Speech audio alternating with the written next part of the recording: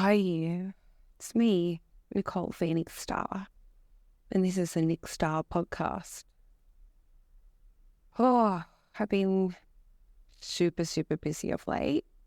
Many things going on in my life, all very exciting and intense at times, and awesome and wild. And so I was thinking over the last few days about what I would talk about in this week's podcast, and I've been having regular conversations with other women who are perimenopausal or menopausal or postmenopausal about, the ongoing weight management and health and energy and vitality and symptoms and all those things. And something I realized is that I have been in like a maintenance kind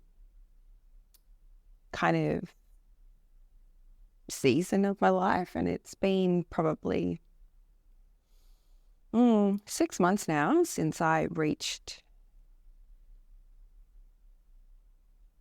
I was going to say goal weight, but it was actually a little bit lower than my goal weight, and stepped into maintaining weight after a weight loss journey, an unintentional weight loss journey. Nonetheless, it was a hormone balancing journey that ended up in a 32 kilo weight release. And how I did that was through eating foods at certain times of the day appropriate for my age, and to specifically balance hormones, and adding high nutrient, low calorie foods into each meal. So one never goes hungry, one always feels satiated, and you just feel really alive and energetic because you're full of nutrients from eating lots and lots of real food, as well as having things in the pleasure bank, as I call it. So you never feel like you're in restriction, and you never feel like you're missing out on anything. So it really was a big education journey of a lot of study that came to this place. And the primary thing is being in a calorie deficit, and that allows you to lose weight consistently every single week. And that's what I did. Lost weight consistently, which felt like slowly at the time, but it really wasn't. And it really is quite simple once you work out the formula that suits you. And, initially starting to track calories and log every ingredient, every meal felt really arduous and felt like a lot of extra work. But again, like anything, once you get used to it and once you see how your body responds to things, it actually becomes like just so helpful. Like it's like a little coach that goes, right, here's the information. And I don't know, like I just find I automatically log everything, and it's effortless because in today's apps, it just makes it really easy. I use my Fitness Pal, and I use the premium version because it gives me macros, and I put in how much protein I want each day, how many carbohydrates I want each day, and how many fats as a percentage, and it just works it all out. Like it's really magical. Anyway, and so being in a calorie deficit, I just lost weight effortlessly, and at first with zero exercise. Like, you don't need exercise, does not make that much difference. It really doesn't. I saw this Instagram post a while back, and this guy was explaining how calories are burned in the body and where they're distributed, what they're used for, and literally exercise depends on 10% of what the calories do. And back when I was first starting this and wasn't doing any exercise because I was in such deep levels of depletion and levels of exhaustion and any form of, I'm talking really fast, and any form of exercise just put more stress on my body and just felt like way too much hard work. Yeah, I still lost at the same rate as I did when I did start exercising. And I did start exercising for the purpose of bone density and for strength and muscle mass. And that has been going really, really, really well. So, like I said, when I got to, the number on the scale where it was very clear I did not need to lose any more weight, otherwise I would have got too thin, which is an hilarious position to be in. I looked at myself in the mirror one day and went in this dress, and I was like, you look too thin. And I was like, whoa, I don't know if I've ever said that to myself. It was random. Anyway, so then finding your maintenance window, and you have to increase how many calories you eat each day. And it felt like a considerable amount. And again, you just have to get used to that. And what I found is a slow increment to those maintenance calories, which are really quite flexible, I found, because the scale hardly ever moves. Like even, 200 grams, like it hardly ever moves. Whether I've had, a 2,500 calorie day or a 1,500 calorie day, one after the other, like it hardly ever moves. Because the other thing I found out is, if you kind of work out your maintenance calories each day and times that by 7, you have a calorie bank over a week. And again, if you stay close to that, it doesn't affect your weight at all. So yeah, having so many conversations around being able to manage weight during perimenopause and postmenopause.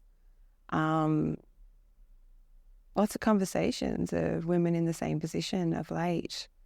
So it seems to be quite the theme amongst many people. And, there's so many people who always say to me, yeah, but I eat so healthy and I still put on weight and I still can't lose anything. And it's like, the only way to do it is to count calories. Like, there's certainty. There is absolutely certainty, because just because you're eating healthy doesn't mean that you're not banking way too many calories. And if you are eating like super clean and super healthy and not eating enough calories because of your hormonal composition, your body holds and won't release weight. It's really in that sweet spot is that your body functions and responds. So that's a big, big piece. Like if you're under eating, you won't lose weight. If you're overeating, you won't lose weight. If you're in the sweet spot, absolutely, with certainty, will lose weight if that's what you need to do or wish to do. A ghost just opened my office door. Anyway, back to the point. Yeah, so I realized when I was having a conversation last week that, I've been in maintenance now for nearly 6 months, and how, I don't know, like, I was going to say easy it is. And it is, like, staying within a formula that doesn't feel like hard work, that doesn't feel like restriction or any of that. Like, just gives you this confidence that you're not going to put on weight again, or go back to, the way things were, because it's just normal, everyday, regular life now. And I don't know, like, it's such an extraordinary place to be when you don't have fear of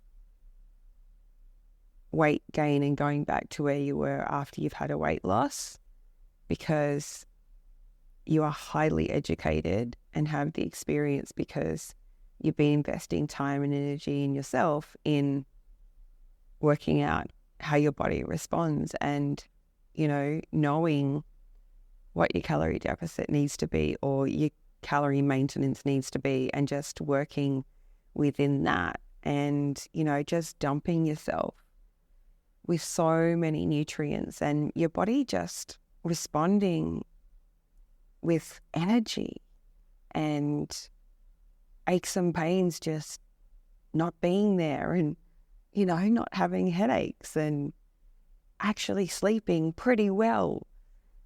These things which we've taken for granted for so much of our life, now it's like massive factor in life. So yeah, I just wanted to talk a little bit around maintenance life, and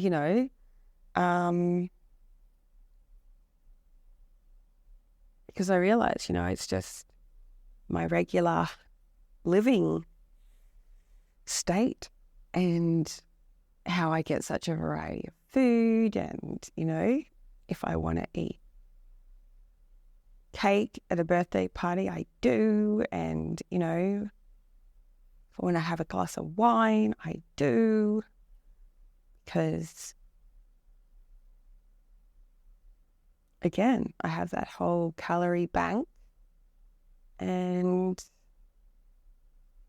I work within it. And by working within it, I remain within my maintenance, and there's no consequence to being able to have the things you want and need, and in the meantime, feeding yourself and nourishing yourself in such a loving, kind, amazing way. The biggest thing that will assist women in this season of their life is only having starch at night, and not having any bread or rice or pasta or sweet potato or quinoa or anything during the day. And only having it at night, but always having it at night. And that's a huge, huge piece, because hormonally, the body processes starches very different to pre-40s. And yeah, there's just like little tweaks that you need to do to what you're already doing now, likely. It's not a big, massive change, it's not a big, like, radical diet change. I just tweaked my general regular eating, counted the calories, worked out, there's just some things that are really healthy. You didn't realize how many calories are in there, and being able to use an air fryer, and less oils, and finding out different foods that are actually really quite high in protein, that aren't animal protein, to get your numbers up. It's actually very enlightening, and having all this information, I don't know, you just feel smart, and that you're able to support yourself without feeling like it's a losing battle, because it does feel like that so often. So yeah, that's what I wanted to talk about today, is just kind of women in this era, 40 plus, because it sneaks up on you when you're in perimenopause, sneaks up to you leading up to 45, and then all of a sudden you're in it, and then you're just all over the shop. And then, once you are established in menopause, it's even harder to get a grasp on. And just, deciding if you do need to release some weight and putting yourself in a calorie deficit while still eating a lot and not fasting and not restricting and not feeling like you're in some rigid situation, and just getting in as many nutrients as you can and really yummy stuff. And if you just want to maintain your weight, again, just being aware, and if you are feeling sluggish, and just really mindful of the starches, and when you are having them, starches really help women sleep at night, and that's why we do have it at the night. And when we eat them during the day and these hormonal stages, it can make us feel like really tired and sleepy and very low in energy, and that's the starch hack. So yeah, all right. I don't think there's anything else I wanted to share today. Thank you so much for spending this time with me. I'm so grateful. If there's anyone that you think would benefit from this episode, please feel free to share. My website is www.nickstar.com, Nikstar. I love you. Bye.